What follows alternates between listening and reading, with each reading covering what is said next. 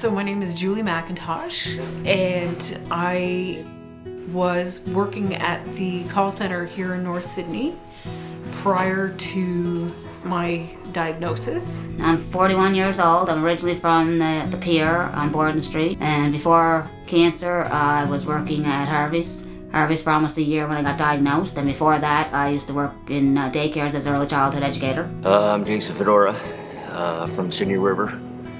A little bit about myself. I've been living in Alberta probably about 12-13 years. I've been home now for about a year and a half, and just after my cancer treatments actually. I had pain kind of in my shoulder, and I went in and they thought it was a torn rotator cuff. I went to the doctor because I felt the shoulder pain, plus I had a small lump. One day I just felt a lump. So I wasn't feeling anything else. I was just going normally. The odd time I'd feel a little like drained and stuff like that, but that's normal. I thought I was overworking so much and all this. I had throat cancer. During my treatments and during when I found out, first of all, when I found out about my cancer, of course, big C word, right? It scares everybody. My emotions were up and down. Didn't have time to catch my breath, really.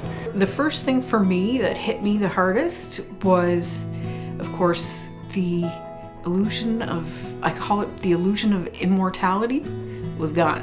But you gain something by knowing that you have a certain amount of time and you got to make the most of it. So I guess when I was diagnosed, I don't know if I really believed it at first, because I didn't feel it. Because if you don't feel sick, why would you believe you're something sick? And then when they said, okay, well, there's not just regular breast cancer, there's all stages, and then stage 4 is the worst stage out there. Then I got that, and I'm like, okay, it still didn't fizz me at that point. When it was all done and said, and I was out of the treatment situation, trying to get back with my life, the survivor's guilt kicked in. While I was at the cancer center in Calgary getting my treatments, I would meet a lot of people that were going through the same thing. Some of them passed away, and some of them survived, and then there was some that were knowing they were going to die but tried to push on. Kept questioning myself, why did I survive and they didn't? For me, getting back into painting was something that I always thought, okay, so if by some chance something happens and I'm not mobile anymore, there's things that I can still do. And one of them that I thought of was I could get back into painting. When I heard that there was an art therapy group, that's where I thought, well, maybe that might be an interesting thing to try as well. Well, when I first got into the art of living, I had no idea what I'm artsy person. Like, I've drawn before. I was never a big painter or all that stuff. So I said, and I'm into photography and that stuff too. So I'm like, okay, who am I going to choose? And I was listening to everybody, and then I started listening to only when he was talking. He was right out of the box. I'm like, okay, well, I got to get my story out some way. I already did on the news, but how am I going to get it out in a way that I can say out loud for everyone to see? First thing is awareness. I know you hear this 1,000 times, but everybody at some point in their life's been touched by cancer, whether they had it or somebody they knew was sick from it.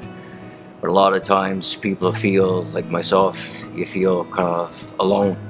So taking on a project like that, like what we're doing right now, is it's great. It's good for the spirit. Makes you feel like you're not alone.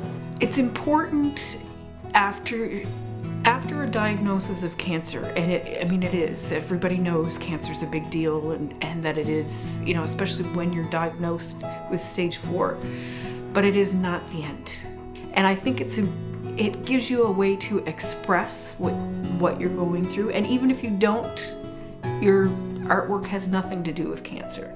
That's fine. You don't feel alone, because when you're doing these projects, other people are doing them as well, and it's a great thing. Oh, sure, I'd recommend anybody, because it's more like therapy and stuff, I find. I never painted in my life. Like, I could draw and then paint, but I've never just painted, so I really love it. I do. I love every bit of it, and I like this experience because I get it out in a different way. Like I might not have painted everything or drew everything, but that's not. There's all different parts of art out there.